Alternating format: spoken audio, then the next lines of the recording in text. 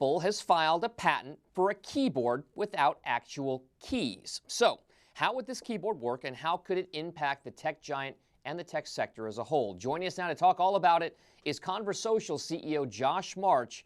And Josh, I guess my first question is, what's your take on this? Do you consider this new touch-sensitive keyboard, a keyboard without keys, maybe just a sheet of something that's touch-sensitive, is it really going to be a game changer in technology?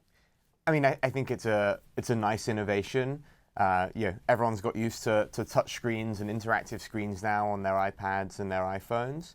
And I think it's a move that will help keep Apple at the front of the PC market, where they've been the kind of leading premium vendor for a while. But I mean, the fact is that the PC market's been in decline for a while. They're seeing less and less sales every year, and it's really been completely dwarfed by the iPhone and by the smartphone market, which is now significantly bigger and still growing much, much faster. And so any move like this, I don't think is going to really change the dynamics of that market, which is in decline, other than just being a defensive move for Apple. All right, Josh, I mean, this is like, there's an old saying in fashion, right? What's old is new again. So it speaks to the cyclicality of things, right? So how do you expect consumers to react to this? Do you see any drawbacks to a keyless keyboard? Maybe this keyless keyboard actually puts PCs and laptops back on the map because people go away from smartphones and tablets back to maybe PC devices. What do you think the longer term play out in this could be? I mean, I think one of the biggest complaints that some people have with a kind of purely touchscreen keyboard is that there's no haptic feedback, right? You're just kind of pressing glass. And I think the key thing on this is that it's a pad that can change. It can be interactive. It can show different keys for what you want, but it actually gives feedback when you press it. And so a lot of people may significantly prefer it for typing. I'd really see this almost as an innovation that it turns it's going to turn the next generation of laptops into something that's much more like an iPad, but just with a much more interactive keyboard that may be a better keyboard for those Luddites that haven't quite been prepared to move to a full touchscreen situation.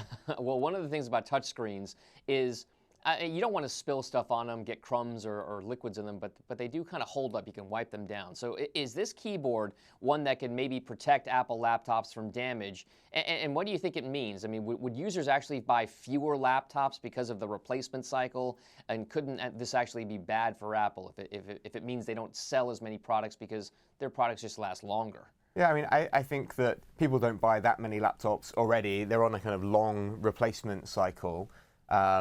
And if anything, this may just kind of prevent there being as many issues or repairs, so probably save Apple some money along the way.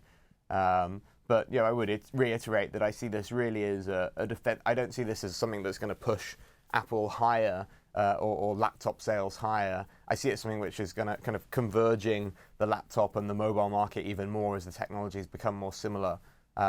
But I think when you look at Apple today, they're the leader in terms of revenue for smartphones. That's where the majority of innovation is. I think they recognize that the future of interaction and communication is very smartphone focused. They even launched their own Twitter support handle to recognize that everyone's just tweeting at them these days rather than emailing or doing anything else, which is something that we help with.